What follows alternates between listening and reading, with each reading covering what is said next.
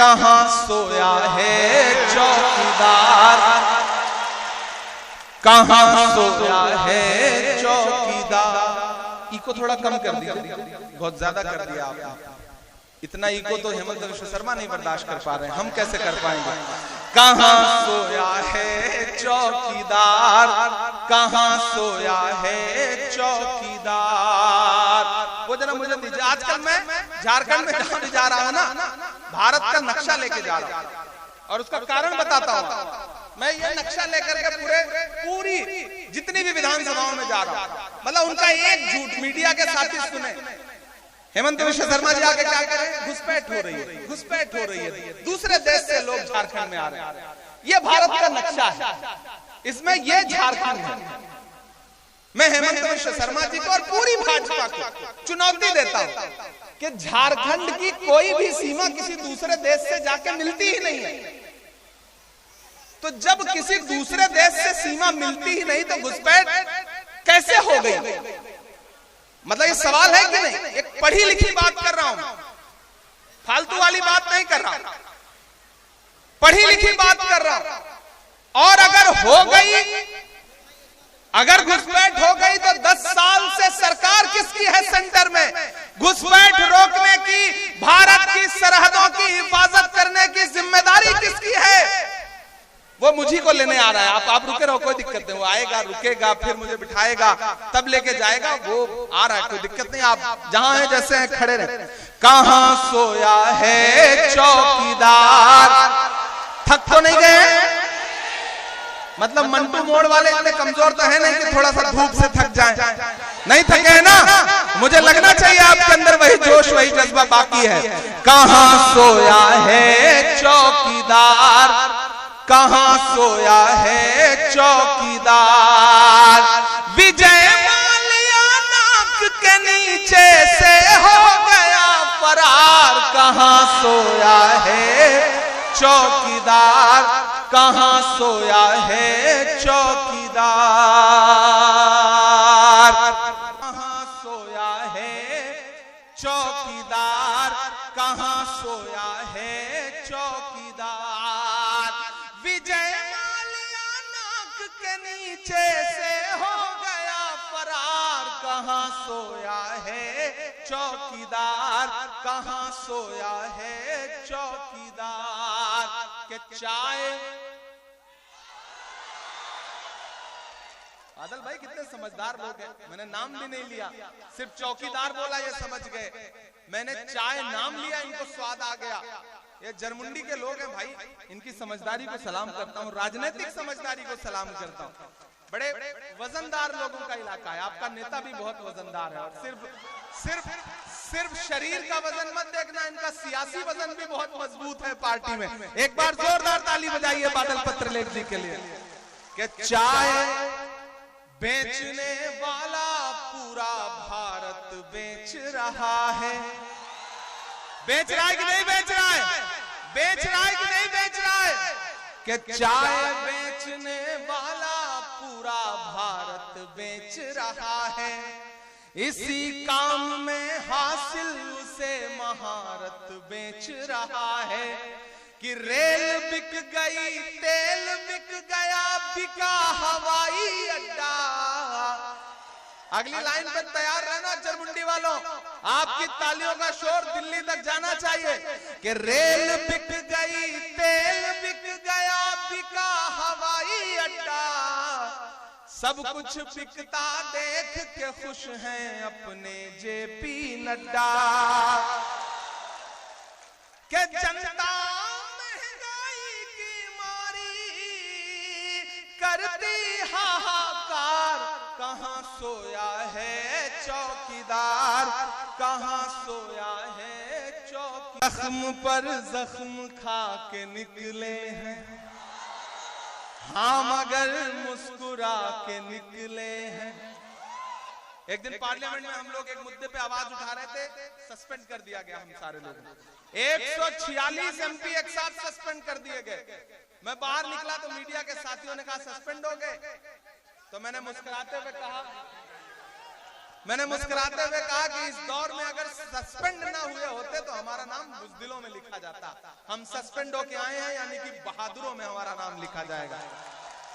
बोले आप तो शायर हैं, शायरी की भाषा में कहिए। मैंने एक नज्म पढ़ी पार्लियामेंट के अंदर मीडिया से बात करते हुए कि जख्म पर जख्म खा के निकले हैं हम, अगर मुस्कुरा के निकले हैं। सर झुकाने का हुक्म जब आया,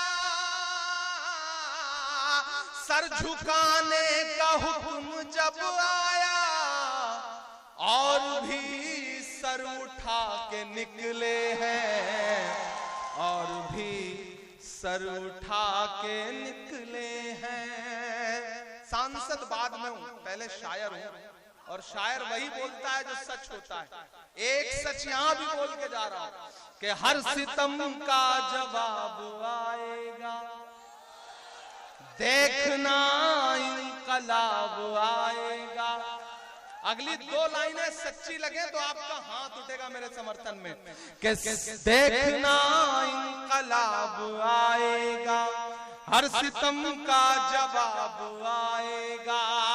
अच्छे दिन का किए थे जो वादा, अच्छे दिन का किए थे जो वादा, उनका दिन भी खराब आएगा, उनका दिन भी खराब आएगा। हम तो निकले हैं मुस्कुराते हुए।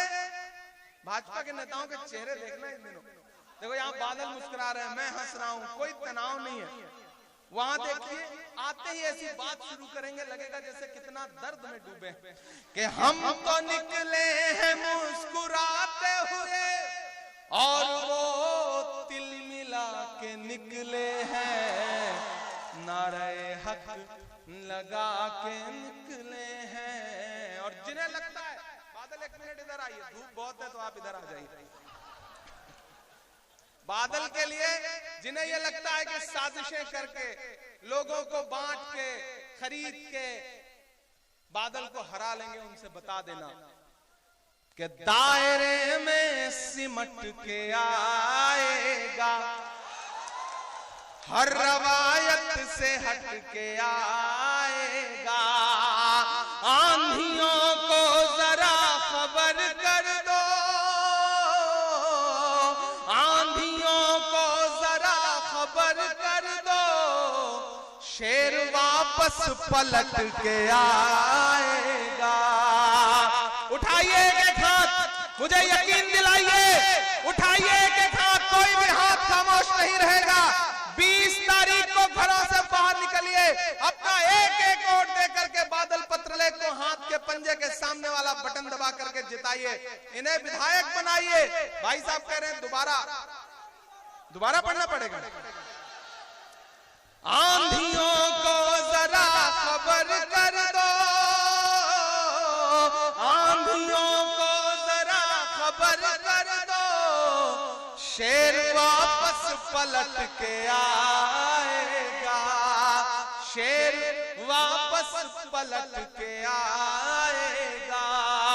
हमारे स्टेट चेयरमैन मंजूर अंसारी साहब, नेशनल वाइस चेयरमैन अनवार साहब, बाकी जो भी मोहन मरकाम साहब हमारे साथ आए हैं, और शकील भाई आइए, हमारे साथ बिहार के सीएलपी लीडर शकील साहब आए हैं। एक बार जोरदार ताली बजा करके उनका स्वागत करिए। आपका स्वागत करते हैं। मोहन मरकाम जी छत्तीसगढ़ से आए हैं। बादल कितने महत्वपूर्ण हैं हमारे लिए आप समझ सकते हैं कि पूरी कांग्रेस पार्टी, पूरा जेएमएम, पूरा आरजेडी, सारे गठबंधन के सहयोगी इनके लिए जिताने के लिए अपील कर रहे हैं।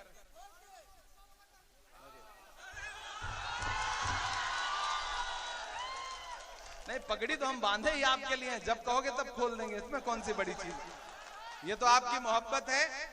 आखिर में मेरी बात सुनिए, आखिर में बस इतना आपसे अपील करके जा रहा हूं कि बहुत दूर से आया हूं, मेरे आने को मायूस मत करिएगा।